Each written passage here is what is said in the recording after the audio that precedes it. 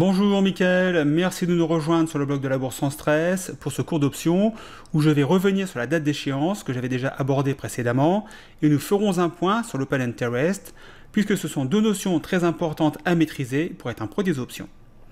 La date d'échéance est une composante essentielle dans le calcul de la prime que vous allez payer ou percevoir puisque plus la date d'échéance sera loin, plus les primes seront chères à l'achat et à la vente. Pour simplifier, la valeur d'une option à échéance longue aura plus de valeur qu'une option à durée de vie courte.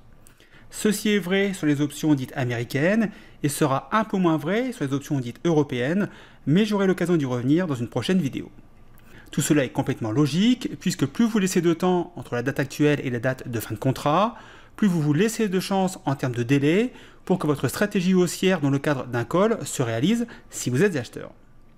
A contrario, si vous êtes vendeur, vous prenez plus de risques que le scénario de l'acheteur se réalise, donc plus de risques pour vous égale plus de primes. Vous aurez donc compris qu'une des spécificités d'un contrat d'option est le mois d'échéance. Par exemple, un contrat call ABC janvier est un contrat d'option portant sur la valeur ABC qui expire en janvier. Vous savez maintenant, puisque vous avez suivi tout le process de formation aux options disponible gratuitement sur notre chaîne, que sur le marché américain, l'échéance définitive d'un contrat intervient le samedi qui suit le troisième vendredi de chaque mois. Le vendredi est donc par déduction le dernier jour où vous pouvez intervenir sur ces options expirables le soir après la clôture. Les options sur actions fonctionnent avec des cycles d'échéance mensuels, trimestriels, semestriels ou annuels pour les contrats LIPS. Un cycle janvier d'échéance trimestrielle aura 4 échéances, janvier, avril, juillet et octobre.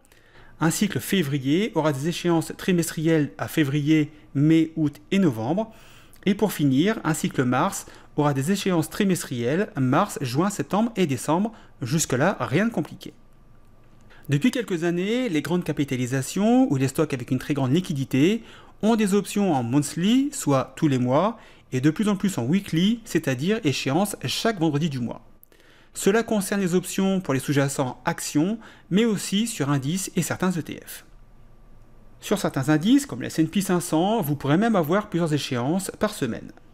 Pour ceux qui s'intéressent aux options long terme, appelées LIPS, pour Long Term Equity Anticipation Securities, les durées de vie peuvent aller jusqu'à 39 mois, et la date d'échéance se situera toujours au mois de janvier. Vous voilà maintenant incollable sur les dates d'échéance, passons maintenant à l'open interest. Les actions possèdent un indicateur important à travers les volumes échangés. Pour les options, c'est l'open interest. L'open interest va représenter les volumes des contrats disponibles ou actifs mis sur le marché par les market makers. Pour ces options encore en vigueur, il s'agit de contrats qui ont déjà été négociés mais pas encore liquidés.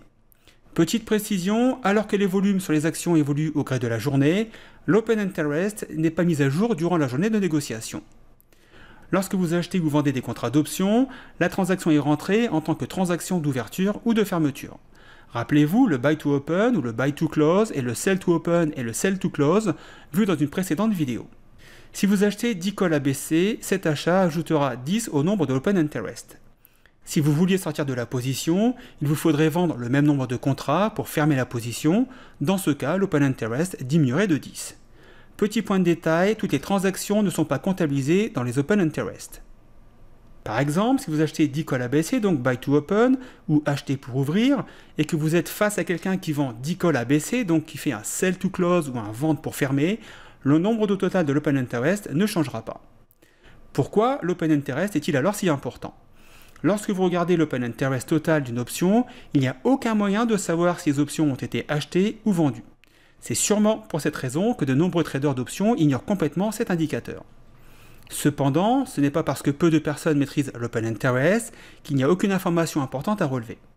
Comme je vous l'indiquais précédemment, l'open interest vous donne des informations clés concernant la liquidité d'une option. S'il n'y a pas d'open interest dans une option, c'est qu'il n'y a pas de marché secondaire pour cette option.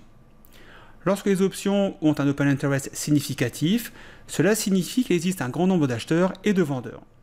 Il faut savoir qu'un marché secondaire actif augmente les chances d'obtenir de contrats d'options à bon prix. Autre point important, plus l'open interest est grand, plus il sera facile de négocier cette option à un écart de prix raisonnable entre l'offre et la demande, c'est le fameux spread. Plus le spread sera resserré, plus vous sera facile de négocier votre contrat à l'achat comme à la vente au meilleur prix.